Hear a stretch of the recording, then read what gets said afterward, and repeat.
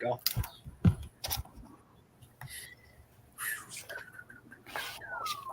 Here we go. All right, what's going on, everybody? It's your good old boy JR coming to you live from Las Vegas, Nevada. It is the Sunday before the draft, and we can, yes, the Sunday before draft day, and we are so excited. We are ready for this. So much that we are willing to do a super mock draft show for you guys. As always, on YouTube Live today, I got Brandon, who's joined me for another season of picks 1 through 32. Another one. Thank you so much again for that, Brandon. I know that's always tedious and hard work. And and then today we have a guest to do 1 through 32 with us today. It is our good supporter from the group. It is Michael. Michael, how are we feeling today, my man? Feeling great. Thanks for having me on. Thank you so much for joining, my man. I appreciate it so much. I appreciate it a lot. Now, as you know, it's very simple, and here are the rules for the people that are joining us for the first time. It's very simple. So, as you know, we're going to do every pick, 1 through 32. There is no hiding this. It is what it is. So, from here on out, no trades. It's going to be a snake draft, and we're going to do it a little differently. It's not we're going to look at mock drafts. It's not this or that. It's what we would do if we were the general managers of this, if we were ready to do this. So, above all else, gentlemen, are you ready? Let's go. Let's get it. All right. So this is how it's gonna go. As you know, with the selections and everything, it is gonna be snakes, and everything was done at random by a person that I trust very much. So with the first pick on the clock, Michael, congratulations, man. You get the first pick. Oh, yay. All right. So how do I screw over the Bears now? Let's go. I'm kidding. Yeah, I was a little, how's this gonna, I don't know how I feel about this, but Michael, you won the first pick, so go ahead. All right. Well, for the Chicago Bears, it's going to be pretty easy. Everyone knows what we need, especially since we got rid of our starter that we had for the last few years in Justin Fields. So we need a quarterback, plain and simple. So I'm going to go with Caleb Williams, quarterback, USC. Okay, so no drama. So we're just going to go with no drama here then. So it's just Caleb Williams and that's it? That's it. I mean, it's I don't want to say it's the safest bet, but it's pretty up there. Caleb Williams, we know what we get with him. It's not going to be, anything too crazy as far as potential goes because we've seen what he does, what he's done in the college game. We know that he managed to run a pro-style offense while he was at USC and at Oklahoma under Lincoln Riley. So we pretty much know what he's going to get, and especially with Chicago loading up on weapons with Keenan Allen, bringing him into the fold. Yep. I think we're good. I think we're good. All right. So there's no drama here. So Brandon, I mean, you're next, my man. You're next. You're at number 2. Washington. So obviously, no drama here. A team that has been building up some drama the last few days with inviting all the top 4 quarterbacks in one day, and Washington's up. Up. Yeah, Here we go. Actually, hold on, fellas. Hold on. We have one more. Roy, my man. How you doing? Good to see you guys. How you guys doing today? Doing good. We're doing good. We already made our first selection.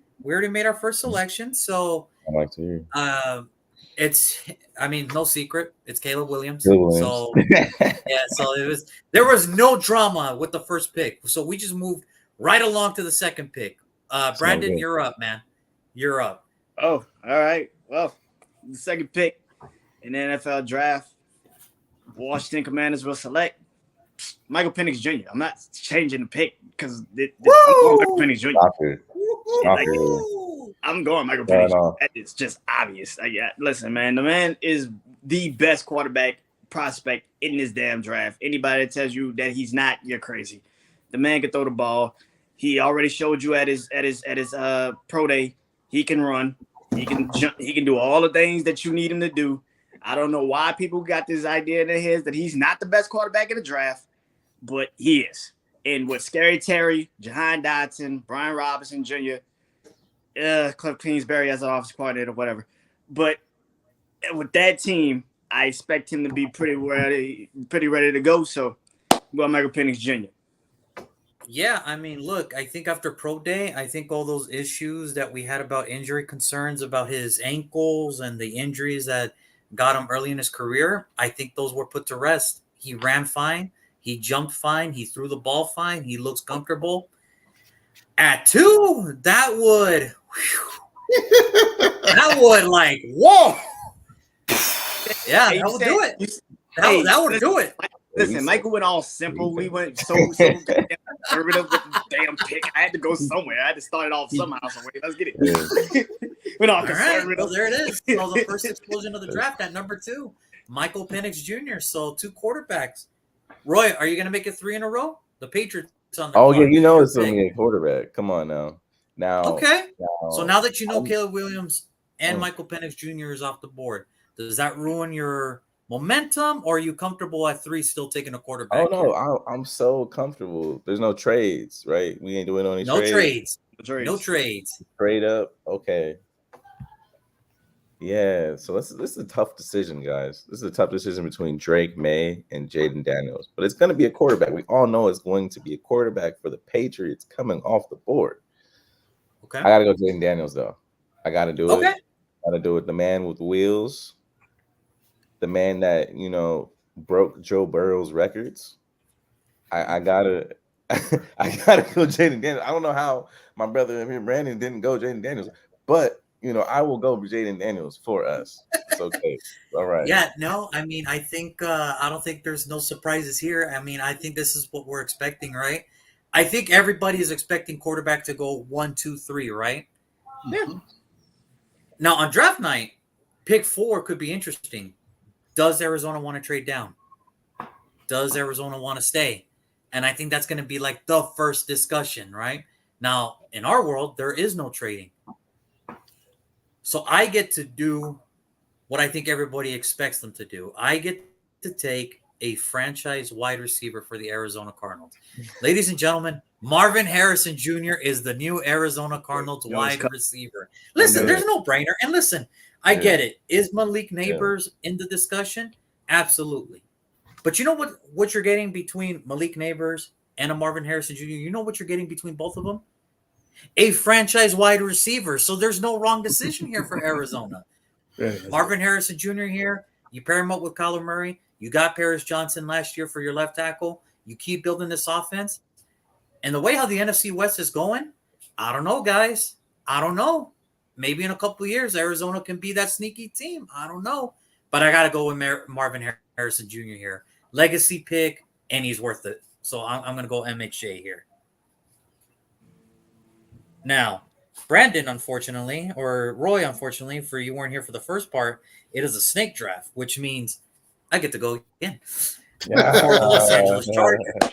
Sorry, man. I know. I'm going to do you right, though. I'm going to do you right. Now, here's the thing about the Chargers, though. Is there questions about what Jim Harbaugh has done this offseason? Absolutely. Yes. Is there questionable calls that Jim Harbaugh has done this season? A little tad bit. Not a tad bit. Third round pick. A guy coming off his best season. I was questionable. For the longest time, I was thinking Joe Alt. I thought Joe Alt would be the perfect Charger here. But the fact that you gave up Mike Williams and Keenan Allen, you just give up on them? Nah, I gotta give Herbie another weapon, man. They got a double dip in the first round. I'm gonna go Malik Neighbors here, wide receiver LSU. You got your possession guy in Quentin Johnson last year. Now you get your route runner, speedster on the outside. You give Herbie another weapon. Maybe you add an offensive lineman in the second, third, but you got to give Herbie some weapons. I'm going to go Malik Neighbors here. Bam. All right. So next up for number 6, Brandon, you up, my man? Giants, the team that we love to talk about so much. All right. New York Giants. Let's not act like this is a hard pick. I'm going with the 6th pick overall in the 2024 draft. New York Giants will select Drake May, quarterback, North Carolina. Thank you. Thank you. Come on. Not changing. Let's get that bum. I'm not changing. Listen, you take out a Duke for a North Carolina Tar Heel. That makes it so much better for me personally. Listen, it would be great for me personally. Like I would definitely be like, see, that's a good decision. See that that's a good decision. But more importantly, you give Brian Dable his actual quarterback. He did not want Daniel Jones. Let's get real. That man was promised that he will get Daniel Jones for a year, and then the next year he could go get his quarterback. And the owner said, hey, 15 touchdowns is worth $45 million. What the fuck are you doing? Sir, what the fuck were you watching? What were you looking at in the press box? Please tell me. What was you looking at? 15 touchdowns is $45 million? What? I just can't. I can't. Drake May. Brandon coming with the bombs today. He coming with the bombs. Drake May will Brandon, fit Brian Dable's offense. At 6, though. Now, the thing at 6, though, I mean, it's not a bad selection. It's just no offensive line help, not a wide receiver help, nothing. Listen. Or are you just looking into the future? Listen. I listen. Make the first thing the first thing. Get a quarterback. like, get a quarterback. Okay. First thing is the first thing. Brian Dable needs his quarterback, and there's no way in hell you're gonna convince me that he is like, yeah, I can do another year with Daniel Jones. I'm gonna choke the shit out of Daniel Jones about a 6th game. Get me a quarterback that I can actually trust. We all saw guys. We all saw him be so damn just out of it when he was like, you trying to tell him to play, and he was just like, you know what, fuck you. Like he just walked off. He was like, I'm done. I can't do. Get him a quarterback. Okay. Get him Drake May. He'd be okay. Let's just move on. Brandon from there. with the bombs at 10 o'clock in the morning. All right, I like it. All right, Roy, you up, my man? Tennessee. Okay. What are we thinking? Tennessee's a rough pick. Very rough pick. They don't have anything there. They don't have anything at Tennessee. So I gotta go with my. Let's admit it. It's a rebuild. We know this. It's a rebuild. They got a couple quarterbacks there. They're fighting it out. Obviously, I'm not sure if I like what they did with my brother there, but we gotta go online there. Let's not talk about the quarterbacks. Let's go with what protects the quarterback. So we got to go with the best O lineman I got on my board. Got to go Joe Alt. That's where I got to go out of Notre Dame. There are a couple notable people that I could have picked, but I mean, that's the number 1 on the board. Got to get the guy they took last year. And, when me and Brandon did this, when we did the draft show for Tennessee that year, I think we both had offensive linemen. I think I had Joe Alt too. And I'm like, well, that's great that you want to try to find your next quarterback or your next running back, but you forgot one thing.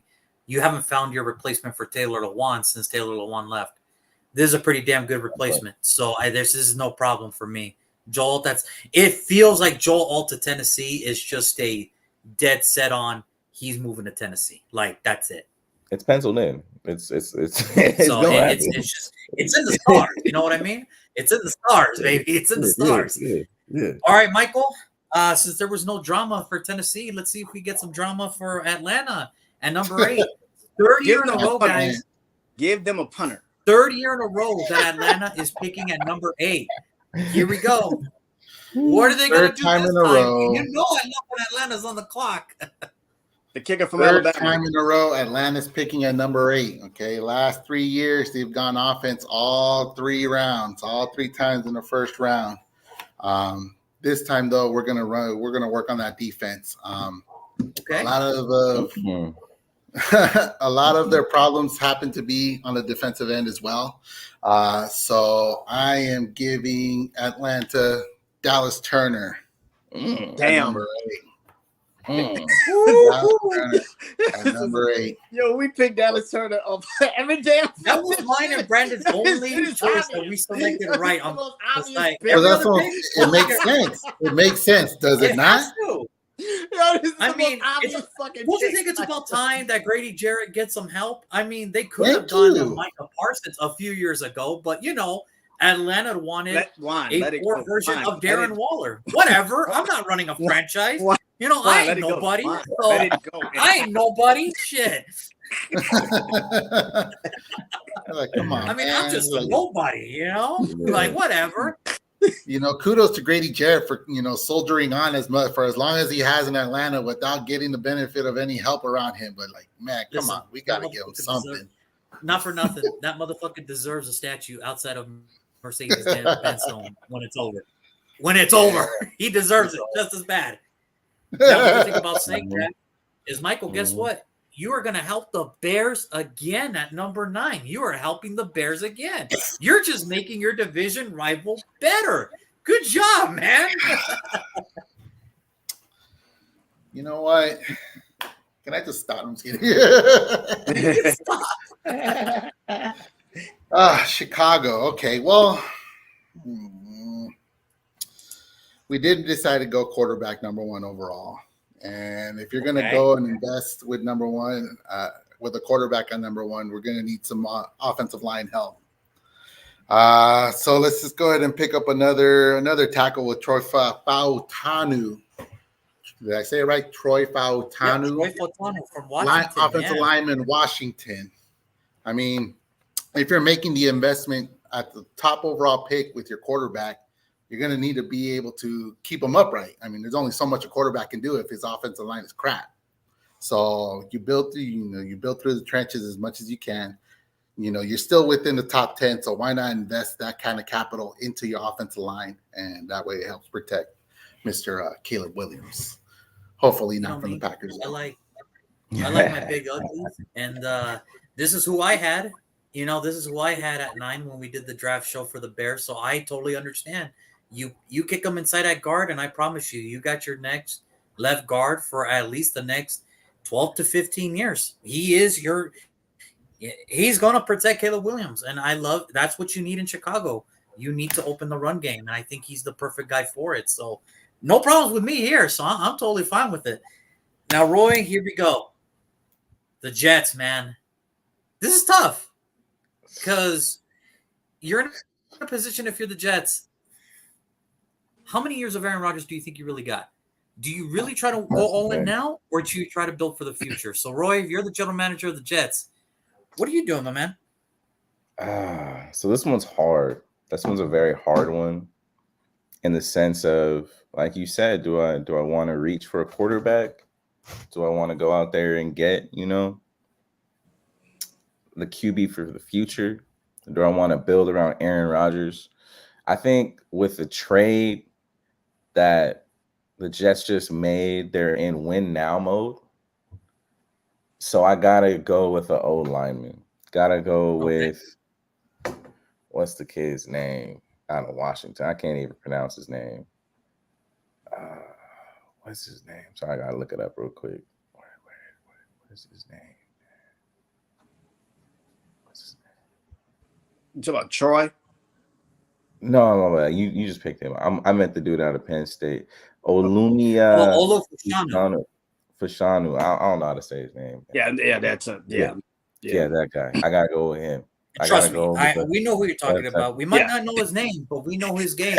That dude is a baller, man. That dude is a straight.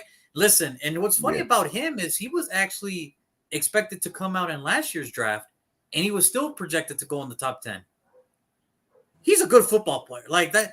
Listen, I always say this when it comes to players. If it looks like a player, walks like a player, it probably is. Of Olu Fashanu looks like a left tackle, plays like a left tackle, he probably is going to be a left tackle. So no qualms for me here. And the Jets need to fix that offensive line. And what a better way to protect an offensive line than starting with your left tackle, Olu Fashanu. Not just for this season, but for futures to come. This is a great pick. Great pick. So it's all good for me. Brandon, you're up, man. Minnesota.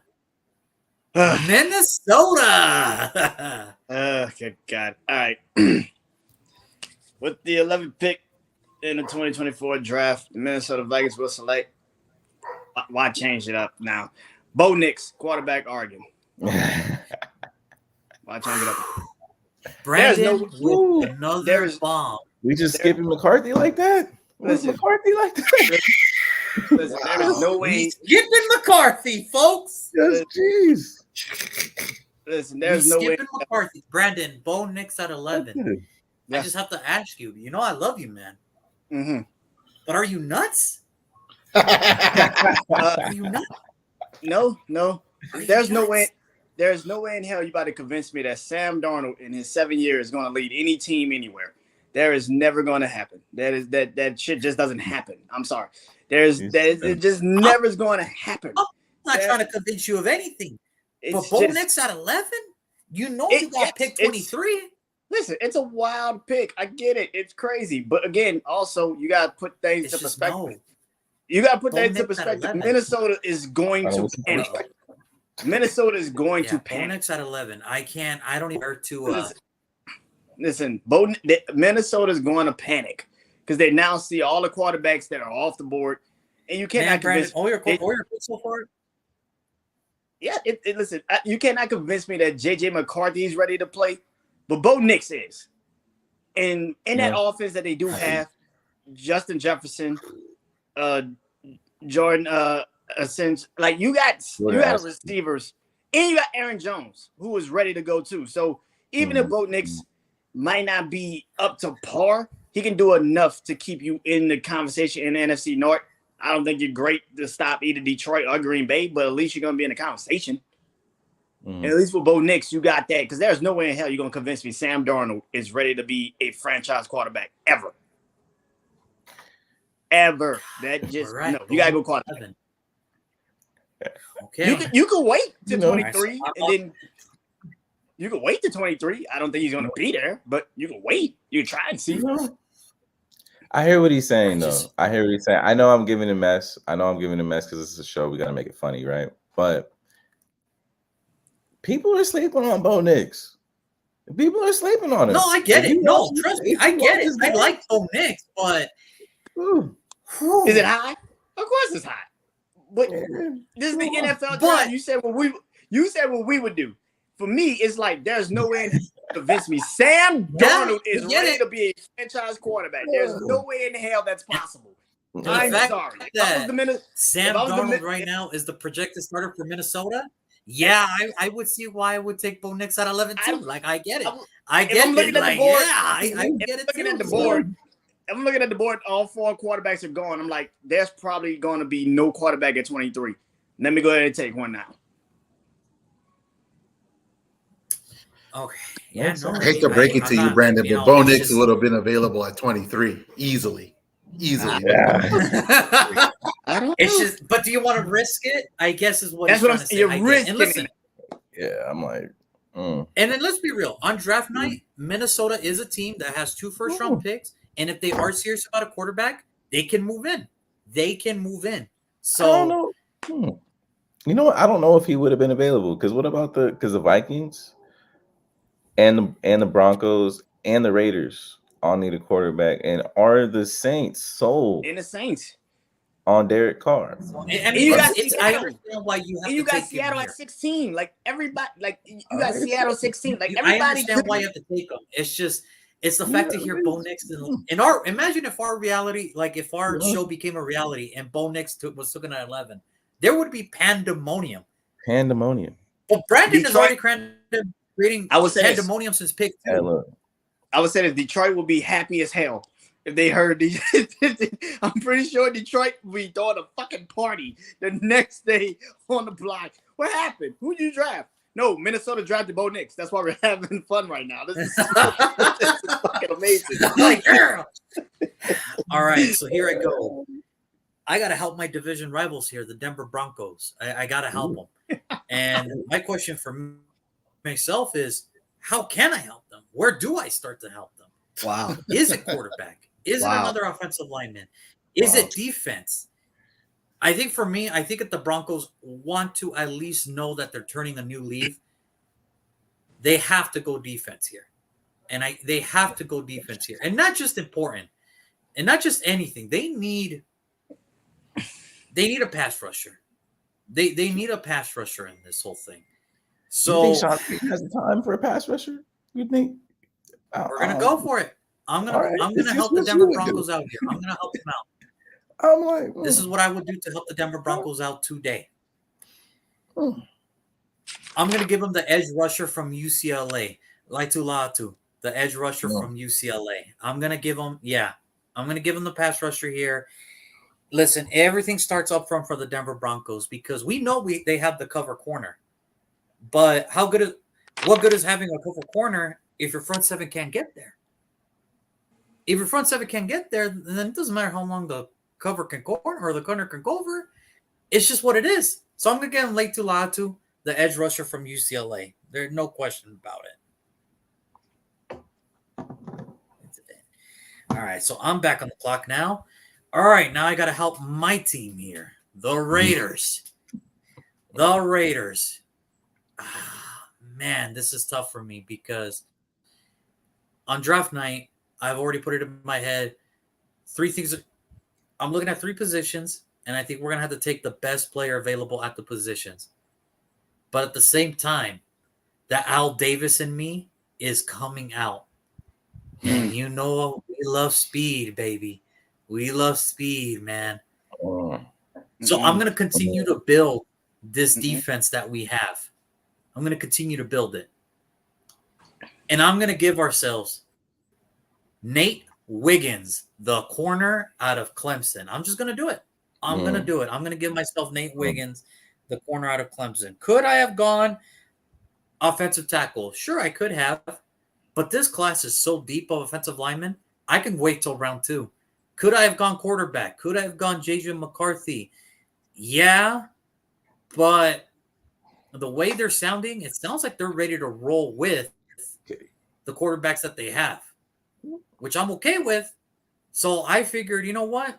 Let's continue to build this defense what we have because Nate Hobbs is only there for one more year. Jack Jones we only have for 2025. We just drafted Jacorian Bennett, and Braydon Faison is a free agent next year. Our corner room, our defensive back room is going to look totally different here in 2 years.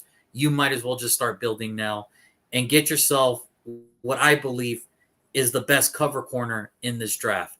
Give me Nate Wiggins out of Clemson. I like it. I like it a lot. All right, Brandon, good news for you. You're picking for your Saints, man. Good luck.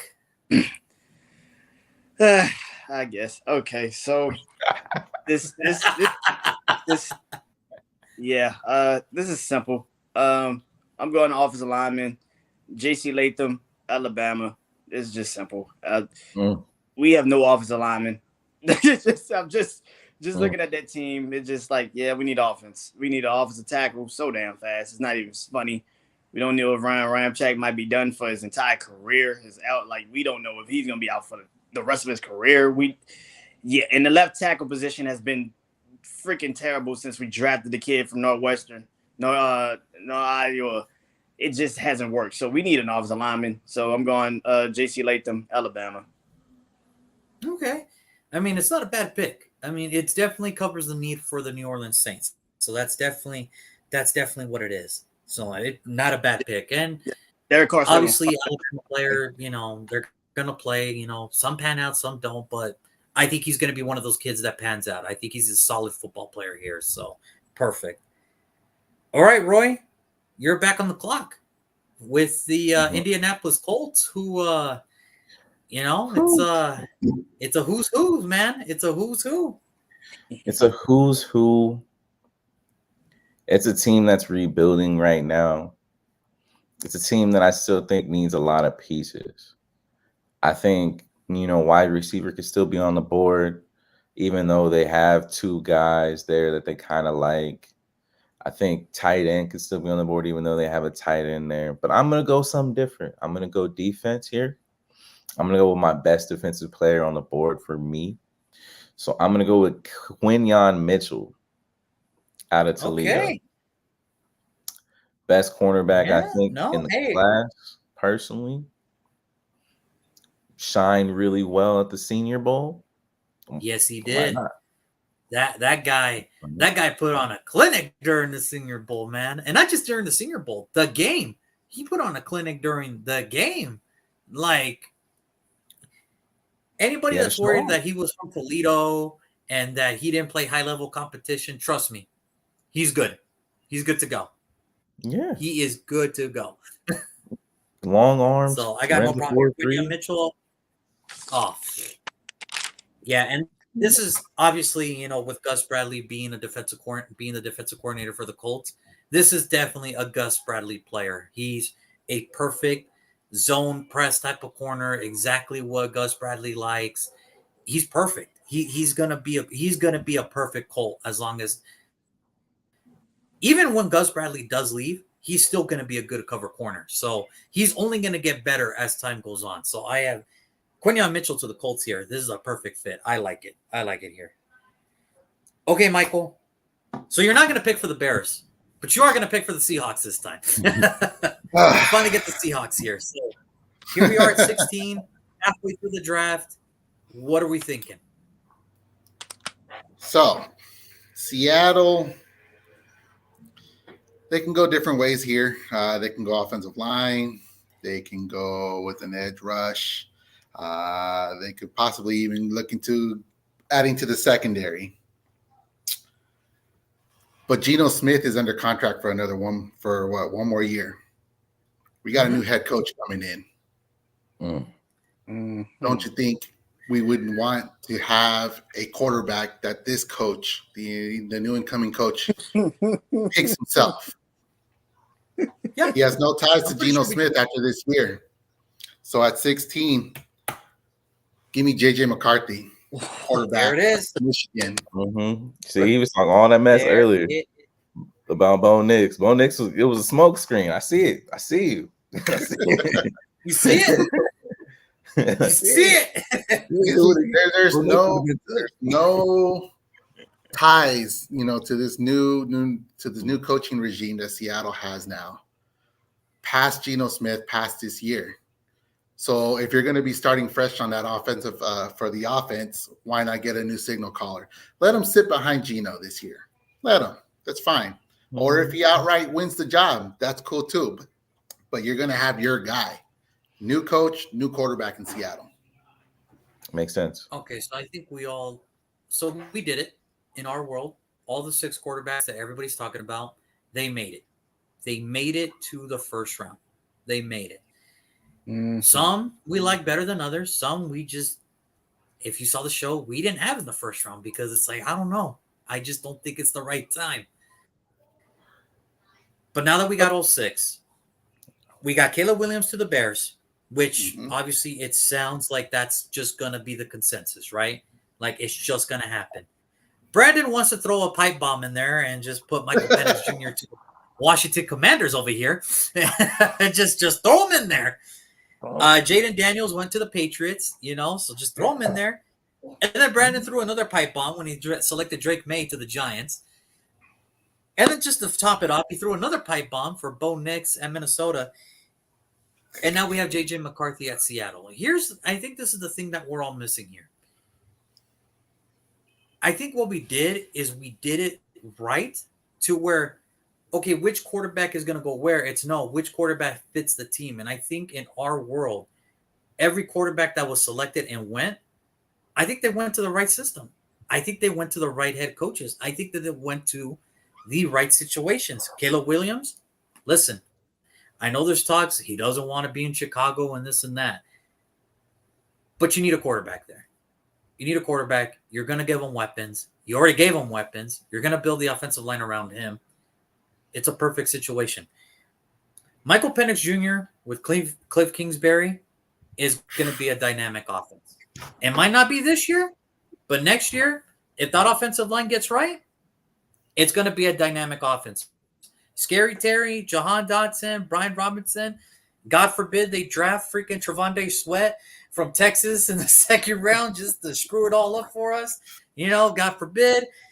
Then you get Jaden Daniels prospect of is he ready to take on the New England? Listen, this kid has been nothing but ready for challenges. When he left that ASU, people thought, hey, you know what? He's just probably not up for the challenge. In my opinion, I know they didn't win the national championship, but he did some shit better than Joe Burrow couldn't do in LSU. And Brandon, you can attest to that. You can attest to that. He did some shit that even Joe Burrow couldn't do. And now he's going to go to New England for another new challenge, a team that we don't expect is not going to do very much. And here's the thing, too. Even if he's not ready, Jacoby Brissett is there. And we all love Jacoby Brissett. He's a pro's pro. We all love Jacoby Brissett. So he's a pro's pro. So even if he's not ready, you're priming him. You're seasoning him to be ready. Drake May, listen, anything better than Daniel Jones. But the one thing that Drake May has an advantage over the other guys I just mentioned, Brian Daboll. Brian Daboll, and I'll say it again, Brian Daboll is a quarterback whisperer. He will get you right. Brian Daboll will get you right at the quarterback position. Yeah, Daniel Jones just sitting at home like, what the fuck is happening? Like, what is this? Like, what is happening in my life? What the fuck is happening right now? And same thing with Bo Nix. Listen, man, I hear Colin Cowherd, you know, it takes 7 years to finally see the potential in a player. I don't got 7 fucking years for Kevin O'Connell. I need answers now, dude. I don't got 7 years. I need answers now, my guy. And Bo Nix, with the arm that he has, with knowing how accurate he is, you don't think he's going to have fun with Jordan Addison and Justin Jefferson? Oh, he's going to have a blast. He's going to have a blast. And J.J. McCarthy, here's the thing. He doesn't have to play this year. And I think that's the thing that people are forgetting. He doesn't have to play. The Seahawks have already made a financial commitment to Geno Smith. He can sit. He can wait. He can learn. And when it's time, he can just do his thing. So I think the thing with us is we have selected every quarterback, but every quarterback went into a right situation. That's just me. JJ McCarthy. I don't know how you guys feel about it, but that's just me. Yeah, JJ McCarthy don't even have to play next year either. He got Sam Howell still there too. So, I mean, I'm just saying, you know, it's just one of those things. Yeah. Now, Michael, I know you just selected JJ McCarthy and you're probably happy for Seattle, but we got to help the Jaguars out, man. We got to move along here. We got to help the Jaguars here. What are we looking at? A punter. A punter, straight up. That's what the fuck they gonna need. A punter. Oh my gosh, no. If I didn't pick a punter for the Bears, I'm not gonna pick a punter for the Jaguars. Come on. All right. I'm sorry, a kicker. Jacksonville. What's the biggest thing that they lost this offseason in free agency? Their wide receiver. And I'm looking at the board right now. Mm-hmm. Right now, I'm looking at the board and I see a very big wide receiver there still on here that is open and available for me to pick. So that's what I'm going to get. I'm going to go get Roma Odenzi from Washington. Look, Doug Peterson loves his guys. He's an offensive coach. You know he's going to invest in the offense as much as he can. If you have this type of receiver still sitting at 17, got to jump on it. Gotta jump on it. So Roma Odunze, wide receiver, Washington. He is going to fit. He is going to fit nice. That was like, there's no drama here for me. No. If Roma Odunze is still there at 17 and Jacksonville's thinking anything else, use a damn fool. He's going to damn fool.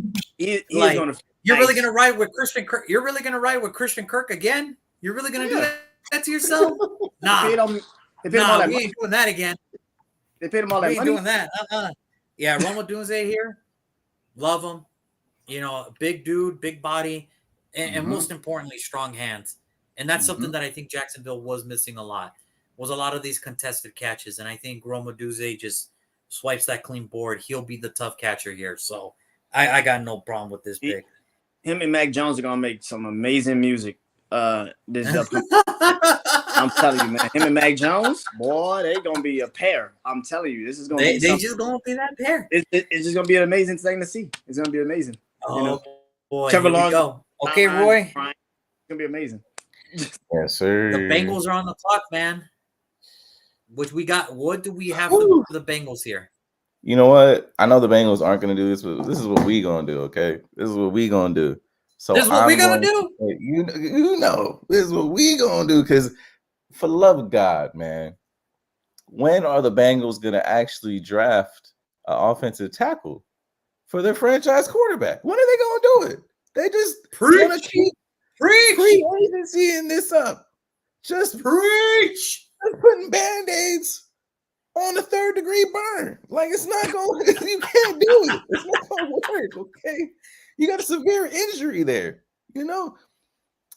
I got to get All right, Amarius so my Mims. question to you then is, what offensive tackle are they going with? I gotta go with the guy with the most upside for me. I gotta go with Amarius Mims out of Georgia. I gotta do it. Woo. Gotta do it. It was between him and another tackle whose name I can't pronounce, but Talais Boga. yes, I'm gonna guess it's the kid from Oregon State. The Oregon State kid. Yeah, I mean he's a Okay. dog too. He's a dog too, but I had to go with the guy with the most potential in my opinion. Yes, Mims only played 8 games, but the man is 6'8", moves like a gazelle. Okay, I had to do it. I just had to do it. It was he came from Georgia. So- I just imagine he can figure it out. So me and Brandon, we went back and forth on this, I think, during the season. And, he was like, hey, man, so when's Amir Smith's going to appear on your board? And I'm just like, the thing is for me, I think that was my biggest concern was when a big guy like that already has injuries like that. And here's the thing. He missed 8 games, came back, played at a very high level, then got hurt in the SEC championship game. And here's the thing. That was sort of the downfall for me for Georgia. When Amarius Mims went down, Georgia just couldn't recover from that. Like, that was like a key cog that they just could not recover from Alabama. Or else Georgia would have won a highly contested, tough defensive matchup against Alabama. And then it would have been Georgia versus Michigan or something. I don't know. The playoffs would have looked a lot different. I'll put it to you like that. But this is the thing I told Brandon. I don't think he's not going to be talented. I think he is going to be talented. I think he is a franchise left tackle down the road. I think if you give him time, you mold him, you make him what you want him to be, he'll be your guy. It's just, man, it's just right off the gate. That's pretty tough for me. That's pretty tough. Injuries, right? It's a pretty tough, but you know what? For Joe Burrow, he'll make it work. He'll make it work. So Amarius Mims, you are now a Bengal, sir. Good luck to you. All right, Brandon, here we go. The Rams are up now. Oh, shit. The Rams are on the clock, and they can go a lot of ways. Yeah, they could. So you're the general manager. What way are you going? Shit. Here we go. All right. For Rams. Oh, shit. Easy. All right. I'm going Chad Robinson, defense end, Penn State. Huh? Okay. Yeah. Okay. No, right. Brian Murphy. You just lost Aaron Donald. Nah. You see, listen. Yes, you lost Aaron Donald. But like we said, doing the other shows, that's some hard shit to replace. You ain't gonna replace it with just any fucking body. That's some hard shit to replace. Mm-hmm. I feel like with Chad Robinson, at least you get an edge rusher, somebody off the side. Even if the middle isn't right, at least you'll get some goddamn pressure off the side. Chad Robinson is ready. And I feel like you should at least try to see if you can get that kid to come in, because he at least will help alleviate the pressure of the running game, because that shit is terrible. It's going to be bad already.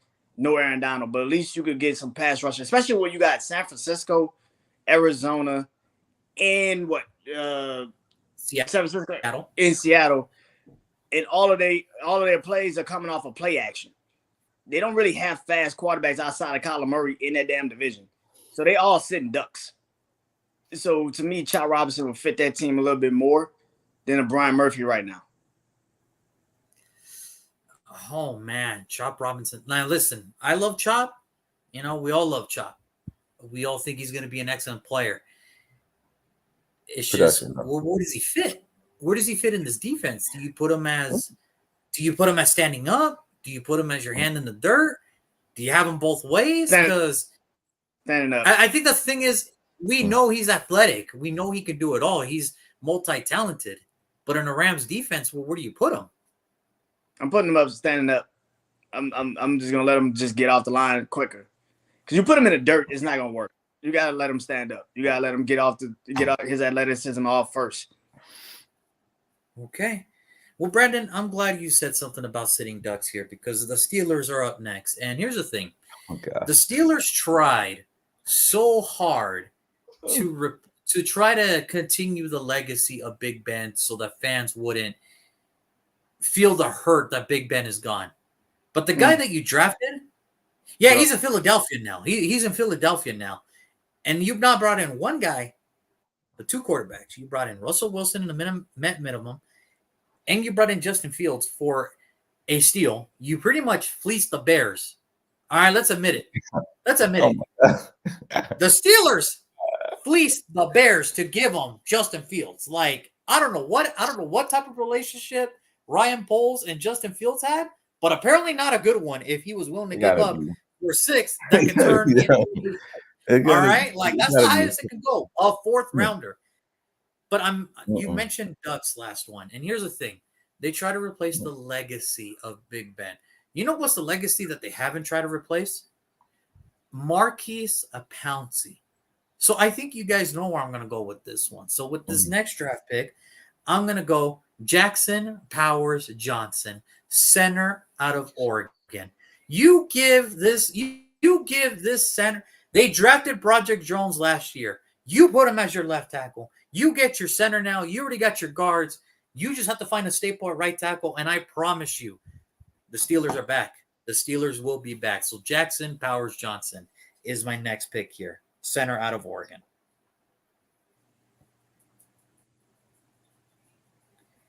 And here's the crazy thing. They don't even have to get cute. They could just sit there, and they'll probably fall to him just like that. They don't have to get cute. Now, I'm going to go up next again for the Miami Dolphins. Now, the Dolphins are a team that, I'm so disappointed in them because this was the year it was their division to lose. It really was. It was really their division to lose.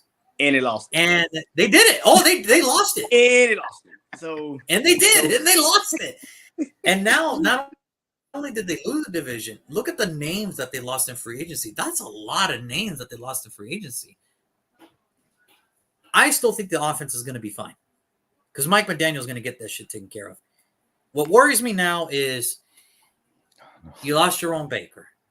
You lost some linebackers. You lost some corners. But most importantly, you lost Christian Wilkins. You just let him walk. You let him walk for nothing. But don't worry, Miami. I got your back. Not a lot of people do, but I got your back. Mm-hmm. So with this 21st pick here, I'm going to give him Brian Murphy, the defensive tackle out of Texas. I'm going to give him Brian Murphy here. You replace that, you roll with it. Let's just start from the trenches again. Brian Murphy for the Dolphins. I like it. He's a top-rated defensive tackle in this draft from, all the notable people. Personally, I like someone else a little more. I like Newton a little more, but he's good too. Don't get me wrong, I like him too, bro. A little more, but Johnny Newton's a bad boy, bro. He's a bad dude, bro. That dude just walks like he's angry all the time. That dude's mad as a motherfucker, bro. I like it, and his hand placement's kind of nice too. But all the big dudes, all the big top dogs, are saying Brian Murphy's, that one. So I like the pick. I love it. I love it. It is what all it right, is. Brandon. You're up next, man. The Eagles. Now, we talked about the Eagles. They started off hot. It went into a decline. And I know the Eagle fans still believe that they still have a shot at a Super Bowl, which I could see them doing. They just re-signed Devontae Smith to a big deal. Everything's still intact. So, Brandon, what do you do for the Eagles here? What's the game plan here for the Eagles? What is it? Before we started the show, we just talked about trades. Before on draft day, we felt like a lot of trades are going to be happening. I actually think the Eagles might be one of those teams that might trade some fucking body. Just saying. I would not be surprised. Okay. but I'm not gonna go there, even though I do believe he might be the one that gets traded. But I'm not gonna go there. AJ Brown. Oh no. But as much as I want to help this offensive line out, because you just lost Jason Kelce, that's a massive loss. Massive freaking loss. Damn, that secondary suck. Am I the only one to see that secondary? Like, yeah, it's too bad. It's pretty suspect. It's pretty suspect. I can admit this. God. It's pretty suspect. Oh my God, it sucks. So I'm going cornerback Teron Arnold, Alabama. I can't let the Eagles secondary look like that again. That was their downfall late last year. That secondary was freaking awful. And what, Vic Fangio now being defensive coordinator? You gotta figure that out. Like that is just ridiculous. That was a terrible secondary, and it Darius Slay is getting older and slower. It's not helping. You lost Kevin Byard. Yeah, you gotta get that secondary right. Like you gotta figure that out. So yeah, Teron Arnold, Alabama cornerback. I just can't with the Eagles no more. You gotta get secondary help. That's you know what? I think as much as I would have loved to give an offensive lineman too for the Eagles here if it was my pick, yeah, it's just that secondary. I would have been like, yeah, who's the best corner available? Yeah, it's Terrion Arnold. Yeah, let's not even mess with it. Just move it along. Just get the guy from Alabama and let's just move it along. Now, Roy, knowing that you have your own Eagles show and everything, if Terrion Arnold is the name here, how are you feeling? Honestly, unlike most people, I'm not the highest on Terrion Arnold. Okay. I'm just not. I think he's a little handsy. But I mean, let's be honest here, man. You know how long I've waited for the Eagles to draft a first-round corner? I'm gonna jump for joy if this happens. Okay, all Eagle Nation will jump for joy if this happens. It could have been Cooper DeJean, who's still on the board. It could be him. You know, I would have been happy. I'm happy personally, though. I think the Eagles, knowing the Eagles, they're gonna go. If they had an opportunity, they're gonna go verse here. I think that's the person we're forgetting about, the defensive lineman out of Florida State. Yeah. But I mean, I would have been happy with it. Knowing how he's gonna go offensive, defensive line, we know this. Okay. You know exactly what's going on. There it is. I feel you.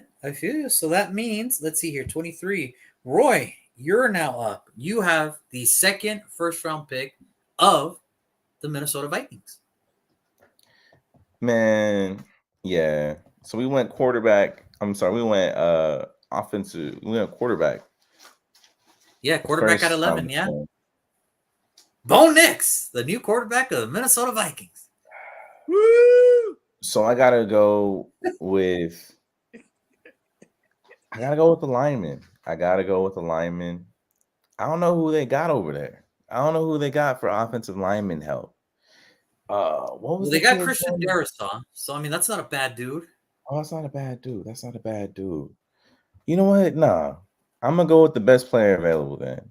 So I'm gonna go with Jared Verse. I'm gonna give them something nasty on defense. They just went and got somebody in free agency. You know, they traded D ends with the Texans, but I think they're looking for something else, something new, something flavorful. So I'm gonna go with Jared Verse there. We're gonna get Jared Verse. Okay. You know, and that's the thing. I think, Jared Verse is, I think he falls in that category of when they think of FSU, they think, oh, what a downfall or what a terrible disappointment. But I mean, when you look at the defensive line for FSU, the one word I will not use in that unit was disappointment. That was a really good unit that they had last year. So Jared Verse here, trust me, this is not a bad pick. And again, yes, you got Jonathan Greenard from Houston, like you mentioned. I think they're going to use him as a linebacker, though. And I think if you put Jared Verse here as a DN for Minnesota, it helps you not take all the pain away that Daniel Hunter is not there no more, but it helps. I like this pick, so I'm totally fine with this. Which means, Michael, you're up, man. It's the favorite team that every NFL draft analyst likes to talk about. The Dallas Cowboys. Oh, he's going all in. The Cowboys. There we go. Let's see how Yeah, last year I had the distinct honor of picking for the Cowboys as well. So I believe I drafted them a new coach last year. If I was mistaken. Yeah, you drafted a hell of a coach. Yeah. So. Oh my goodness. Why me? Why me? Okay, so Dallas. Where do I begin with them? Because it's like they have pieces, but these pieces just, I don't know, they don't mix well because they start out really good, and then like when the pressure's on them, they just fall apart, and it's just. Oh, so you mean it's for like all the last bad. 30 years? Awesome. Yeah, Oh, so you mean like the last 30 years? Awesome. So one of the things that I've seen when it comes to Dallas, whenever I've caught the benefit of, or not the benefit, but when I've actually got to see them play, is that they don't really have too much of interior pressure coming from the D line. So they always have the bookends with Demarcus, what the heck is his name? Marcus Lawrence. There you go. Marcus Lawrence and Michael Parsons coming from the bookend, but they don't have anything steady coming up the middle. So I think D tackle is going to be the spot here for them. And give me Johnny Newton.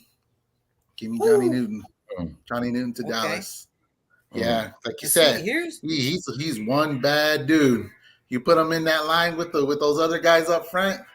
Oh man, there's going to be some wreckage coming around. So Johnny Newton, Dallas. Here's the thing, though, as a man that saw the depth chart for Dallas, just a few nights ago when we did our show, Tyler Smith, the offensive lineman, God bless him, he tries.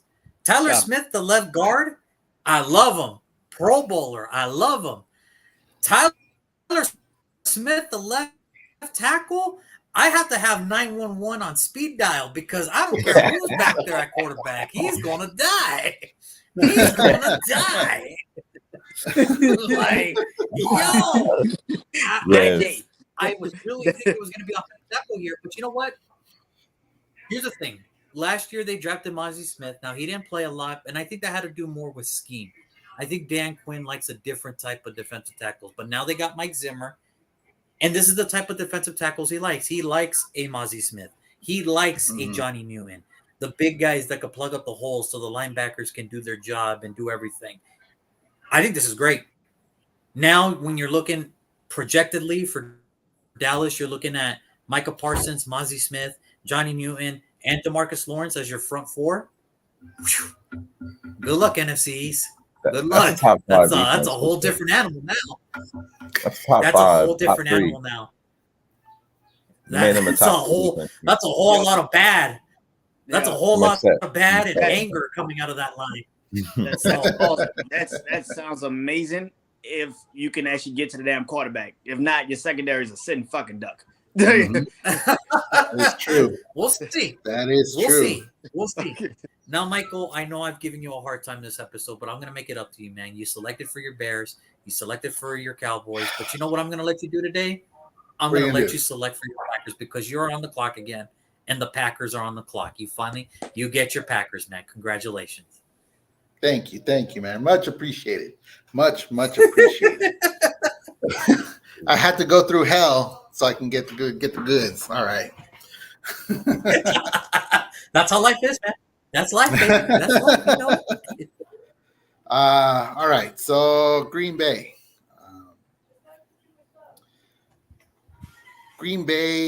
As far as what they need, as far as what we need, it comes down honestly to two different skill positions. It's either you do cornerback or you focus on your offensive line.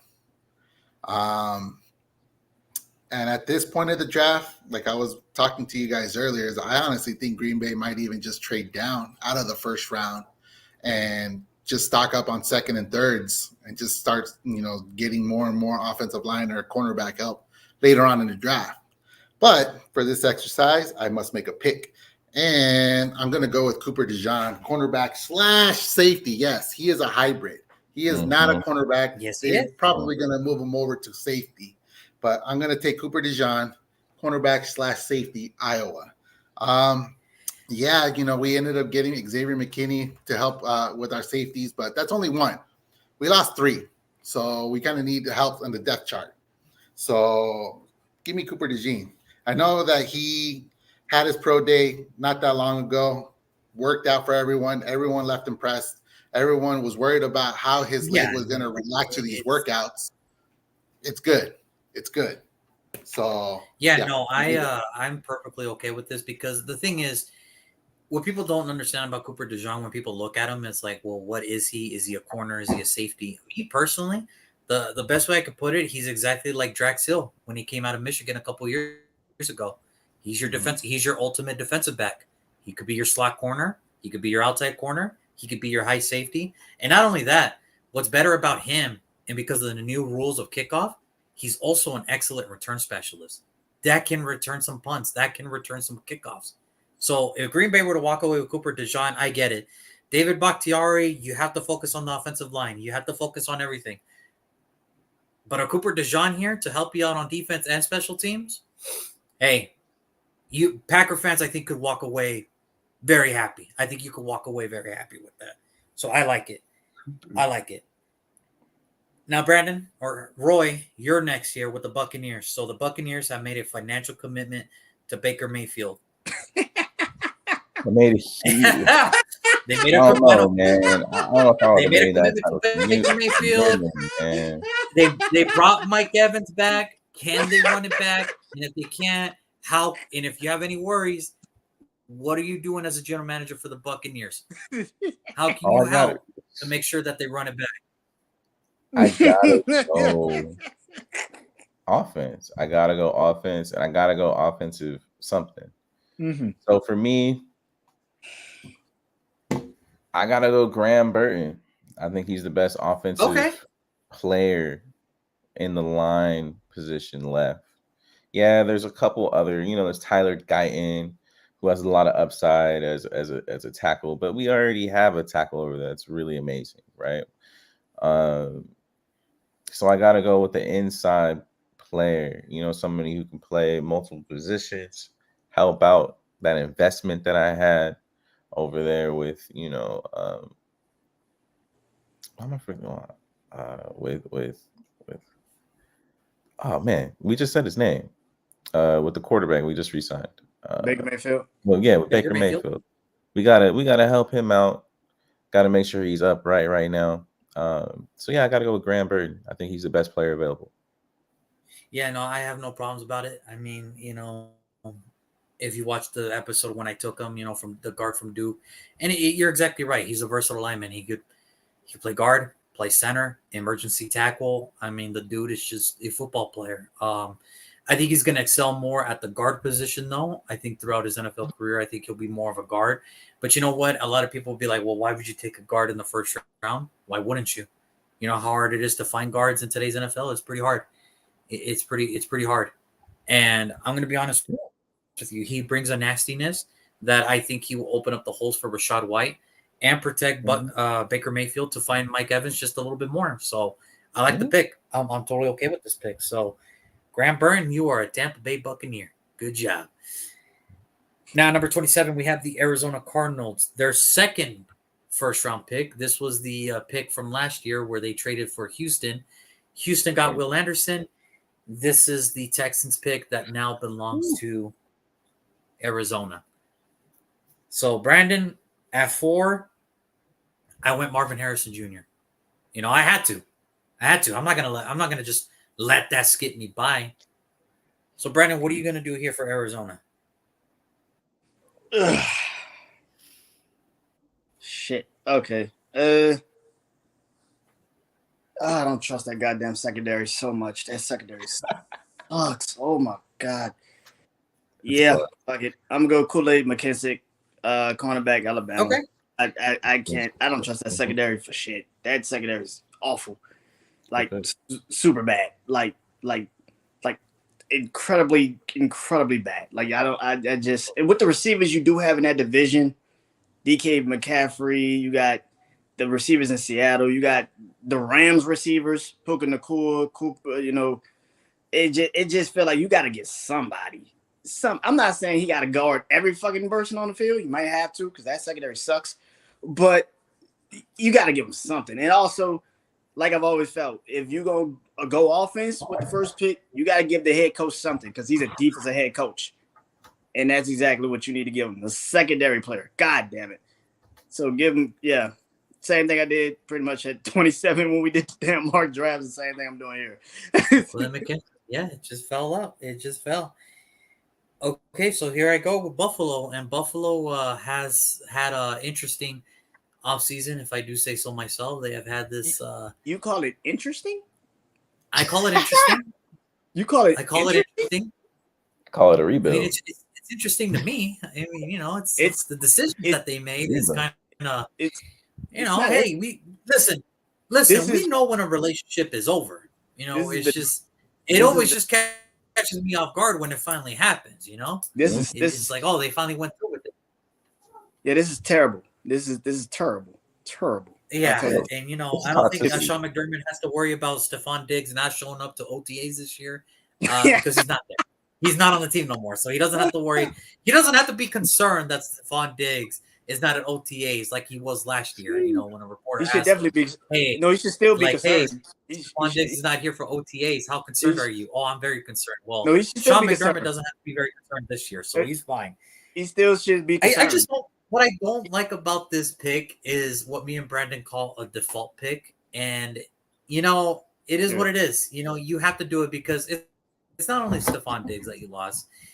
It's also Gabriel Davis that you lost. And it's also the fact that you brought in Curtis Samuel and Khalil Shakir is still there and you don't know what he is yet. So to me, it's a default pick. And I'm sorry, I'm going to go with Brian Thomas Jr. here, the wide receiver out of LSU. You just get your guy. You just, develop him. Yeah, you just develop him. And listen, it sucks. Is he going to be a Stephon Diggs? Shit, I don't know. I don't know. I don't know what to tell you. But you need a wide receiver. You need wide receiver help. So Brian Thomas Jr. Every third of his catches was a touchdown. Like every 3 catches, he caught a touchdown. So I love the pick. I love it. And like I said, to me right now, he has the better upside to work in Buffalo than any other receiver. So I have no problem with this. So yeah. Now, lastly, for my last pick, I got Detroit, a team that. Hold on, real quick. Juan, real quick. Who'd you get at 27 for Arizona? Kool-Aid McKinstry. Gotcha. Thank you. 29 Detroit. Listen, man, I don't know what else to do for them. I don't know what else to give them because it just seems like they had a good off season. Did they lose Jonah Jackson? Sure, that hurt. But did you see what they brought in? That's very hard. That's very hard to do. And so I don't know what to give them here. Now, in my show, I gave them, Bo Nix at 29. Thanks, Brandon, for the future. So I don't know what else to think here for Detroit. And it sucks, but, the thing for me, though, I think Detroit still need help is that secondary. And I'm just going to go ahead and give it to him, because I think this is a player that's going to help him out in the long run. I'm going to give him the kid from Missouri, Ennis Kishin-Rajah, the corner out of Missouri. I'm going to give him that kid. I just think he fits right now. He's a Dan Campbell dude. And, yeah, you have secondary corners, but you need a star. You need a star. And I think he is a guy that is in the threshold of he's in that threshold where he's going to excel in the second round or he's going to be picked up in the first and he's going to get his 5th-year option picked up. And what better place? The Detroit Lions right now that need all the secondary help. So give me Ennis Kishin-Rajah, the corner from – I could have given him the other guy from Missouri, Denarius Robinson. I could have given him, but I'm going to go with Ennis here, the corner from Missouri. Ennis Rakestraw? Yeah. Yeah. We're talking about Ennis. Yeah, I have to. It's a need, and he's still available for you. So you got to do it. You have to do it. He's nice. It helps your team. It doesn't hurt. It helps your team. So, so there it is. Race corner. So that means we are now at the final 3. Brandon, you're up, man. Baltimore Ravens. Who do you have here? What are the Ravens going to do? Yeah, I'm going Aiden Mitchell, wide receiver, Texas. I don't listen. Zay Flowers cannot just be your only receiver, and I do not trust Rashad Bateman as much as anybody want to continuously scream he's good. He just doesn't fit for me. I'm sorry, I just don't trust him. I don't trust him. I don't trust him as a number 2. You can't convince me he's a fucking 2. You can't even convince me he's a 3. He's just not. He's not there. He's just not the guy. He's not the guy. He hasn't been the guy since he left Minnesota. I'm talking about college. Like, that shit is just bad. I don't trust him. I don't trust him in that type of situation. Aiden Mitchell, at least, you know what you get. You know what you have. Zay Flowers can take the top off the defense. He could be your possession receiver. It sets in motion. I know Xavier Worthy is more of the people will probably take him first, more so because of his speed. Yeah, good luck with that shit. To me, Aiden Mitchell is the guy. And I got Baltimore going Aiden Mitchell. I think he'd be a perfect complementary piece to Zay Flowers, the wide receiver that they drafted last year. And, Zay Flowers did amazing for his rookie year. He is exactly the weapon. He's exactly the weapon that Lamar Jackson has been needing since he got into the NFL. And don't get me wrong, Mark Andrews, tight as hell, but he needs more than just a tight end. I need people to He needed a wide receiver. Yeah, I need people also to understand something. Aiden Mitchell going to Baltimore is the most fucked up fucking feeling in the world. How the fuck are you gonna stop Lamar Jackson, Derrick Henry, Zay Flowers, Mark Andrews? I said likely. This shit. It's insane. I feel so sorry for defensive coordinators. They just gonna be like, do something. Shit. Do you even need an offensive coordinator at that? Do you even need a passing game coordinator at that point? It's like Lamar. You got Mark Andrews, Isaiah Likely, Aiden Mitchell, and Zay Flowers. One of them is going to be open. Just find them and break. break. That's if you is. Like you don't need a passing game coordinator. It's like if you feel like throwing the ball out to Derrick Henry, he's right there. It just oh my god. No, I don't no. Oh, hell no. Oh hell no. No. All right, Roy. Man, this is a difficult pick. You're going to cover the NFC champs. You're the 49ers pick. The 49ers made the Super Bowl. It was fun. It was dandy. But now it just seems like there's a lot of pent-up anger inside some of these players in San Francisco. Like something's going on internally in that organization. So I don't know what's happening, but it's happening. So Brandon, how do you help this team? So this is a really hard pick, fellas. This is a really hard pick because there's a number of notable players on the board that are really talented, right? The best player on the board is Brock Bowers. Bar one. That's obvious, but I can't do that to Kittle. There's already enough drama. I can't do it. You can. Of course you can. Yes, you can. I personally can. Of course You are can. the general You manager. definitely do it. Do whatever you want, bro. You definitely do it. You are John Lynch. You are John Lynch. You can do whatever you can want, do bro. it. I'm a team builder. I like to build teams over here. So I can't do that. I'm looking at not Chop Robinson, but the other Robinson. And I'm thinking about him like that might be a good move out of the Robinson out of Missouri. But yep, I gotta go with Christian Haynes, the offensive guard out of Utah. I gotta go. Yeah, no, I get it. I trust me, I get it. I get it. It is a need. You are right. It is a need. And again, when we get to this point of the draft, when we get to like the 20s up until the 30s, we're looking at players that, they could fall into the second, they can sneak into the first. This is just the point of the draft where we are. It's just Christian Haynes here, though, he fits the other right guard that they need. It's just, a lot of people be looking at it like, well, why not another receiver here if you're looking to trade IU? Why are we not looking at offensive tackle? Because how many more years does Trent Williams has? Why aren't we looking at a Tyler Guyan? Why aren't we looking at a Jordan Morgan from Arizona? If you're San Francisco, but Christian Haynes here is the perfect definition of a Kyle Shanahan offensive guard. He opens up the run game for your star running back, Christian McCaffrey. That's your guy. So I got no problem with this. This is actually a great pick. And I just think that Guyton, although he's really talented, I think he's a second round pick. I think although that, Morgan, I think he's also a second round pick. I think they're both really talented. Yeah, really, like I said, we're getting to the point of the draft where, listen, it could have been any of these guys. It's just what it is. It's just what it is. So, okay, Michael, well, we started with you, and we're going to end with you. You got the Chiefs.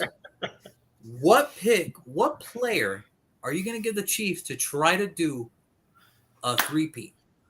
A three-peat. Crazy. Well, if you're not going to do the George Kittle, I'm going to do it to Travis Kelce. Give me Brock Bowers right here, right now. It. God dang it. Come on, let's go. Bruh. I was as soon as you said you ain't going to do it to George. I'll do it to You Travis don't do it. I do it. Listen, Mr. Kelce, as great as he is, all-time great, if not the greatest tight end in the history of the game. Mm-hmm. We also have to take into account that he's 34 years old. Uh-huh. We have to take into account that Kansas City, the last few years, have always been in a salary cap crunch. Okay, his contract runs up until 2025, if I'm not mistaken. And if we cut him after this year, we save $17 million off the books. Why not invest into his eventual replacement now? You thought a lot about this, man. You thought I'm about to say he got it all planned out. He wasted Yeah. He wasted $1 million of cap just off the books. Let's just go get our tight end one of the future. It's technically it's only 8.5 because that other 8.5 has to go into Patrick Mahomes' contract. But you know what I mean. You know what's up. You know what's up. So no, look, here's the thing. God forbid Brock Bowers falls to Kansas City. Like, I'll be pissed. Bro. Okay. Seriously? I'll be pissed. You're a Raider fan, I'm an Eagle fan. I don't care. I'll be pissed. Okay. This is stupid. Stupid, man. I would throw shit at the team. It's what's the point? What's the point of playing now? The fuck is the point? Because we know who's going to the 3-peat. Can you imagine? I would be so pissed. Oh my god! They got one of the best players on the board. That's how I felt last year when it's like the Eagles. It's like Jalen Carter. Really, motherfuckers? Like, really? Like, and he just happened to land at you at 9? Like, really, motherfuckers? We needed that, though. No, you didn't. I will say this, though. I think I would have been more scared. I think I would have been more scared if Bijan Robinson went to. I was just like, dude, why? Like, why? Why are we doing this? Like, why? No, and then to top it off, oh, by the way, we're also going to draft Nolan Smith because our linebacker room needs help too. Like, what are we doing? Like, what are we doing? Like, are we just like giving them like that? Third round. No big deal. No big deal. No big deal. We're going to get another one this year. Watch. We're going to get another one. We're going to get an ID. We're going to get another one. Watch. We're going to get another one. Oh, my God. That's another one. Oh, my God. So we're going to start the draft with Caleb Williams, and then we're going to end the draft with a Brock Bowers. Wow. And I'm not going to lie to you. I think Brandon deserves the bomb award today because he was just throwing bombs, throwing like monkey wrenches on everything. And he was just like, yeah, we're just going to do this. We're going to do that.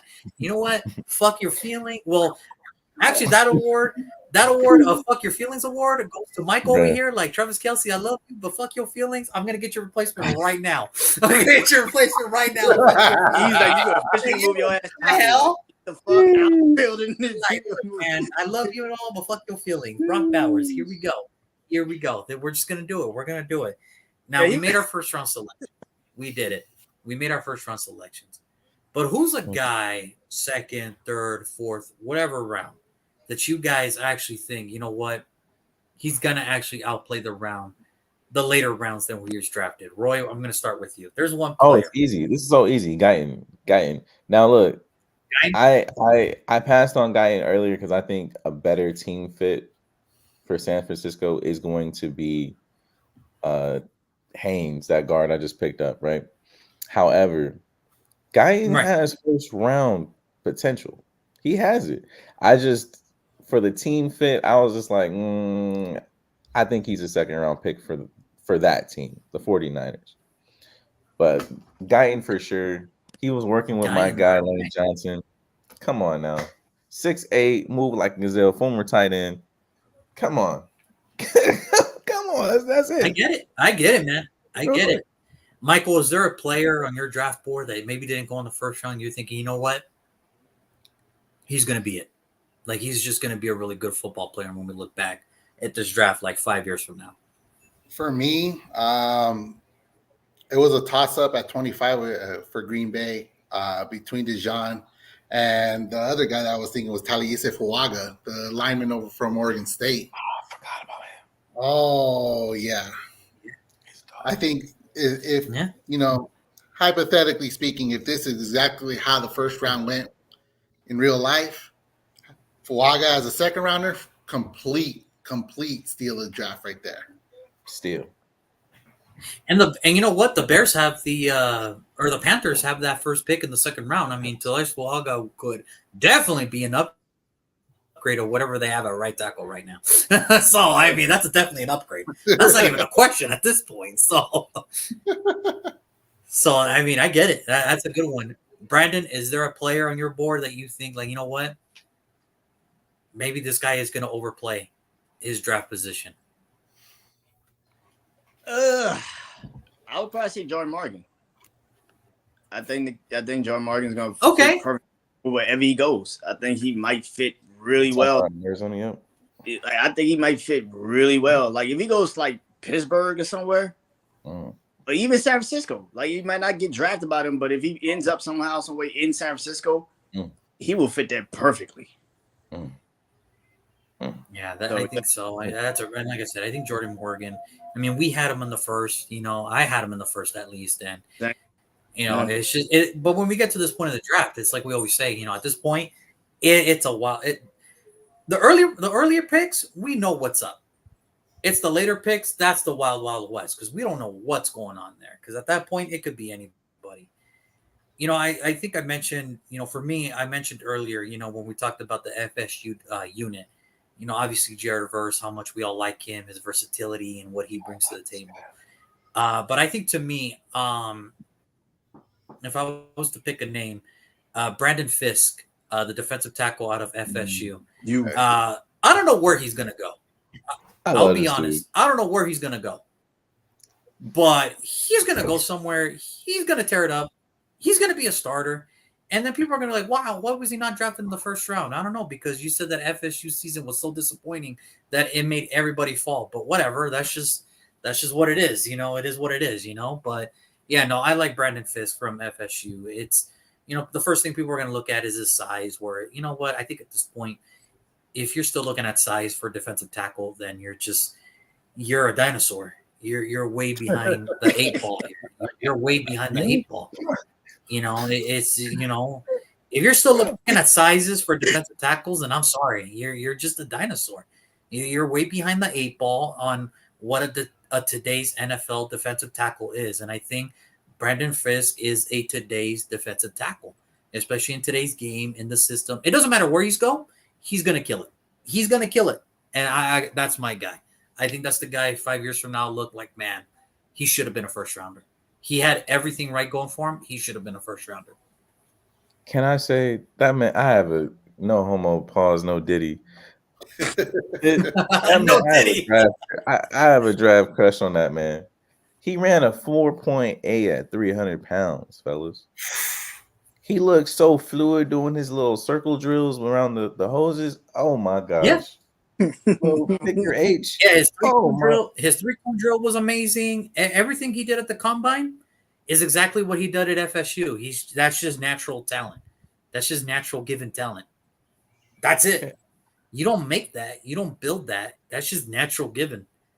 So I don't know where he's going, but whoever gets him you're gonna get a starter, a defensive tackle sometime down the road. So A stud. that's my guy. Yes, I agree. I like him. It's just, I couldn't put him anywhere in my Raider board because I would have loved to pair him up with Christian Wilkins and Max Crosby and all them, but unfortunately that's not in our cards anymore because of how well he did at the combine. So unfortunately that's no longer, and that's not only just the combine. Look what he did at the Senior Bowl. He did his thing at the Senior Bowl. He did his thing. I like it. I'm cool with it. So that's my guy, Brandon Fisk, defensive tackle out of FSU. So that's it. That is it. But gentlemen, as always, every year I thank you so much for joining. Roy, thank you so much for joining. Michael, thank you for joining as well. Brandon, thank you again, man. Another season down. Thank you guys so much. We are officially done. Our 2024 mock draft is officially in the books. I personally will be back Wednesday where me and my brother, we will do our Raider mock draft show. So now we'll get to see who we really think is going to happen at 13 and everything. So tune in on Wednesday here and on Instagram Live as always. But again, gentlemen, thank you so much as always. Thank you. Enjoy your Sunday. Enjoy your draft day. Good luck to your teams out there. Good luck in your rounds. And we will do this again next year. Until then, everybody, that has been Roy, Michael, and Brandon that you already know. Until then, everybody, have a wonderful Sunday. Take care, everybody. Peace. God bless. Thank you. Peace out.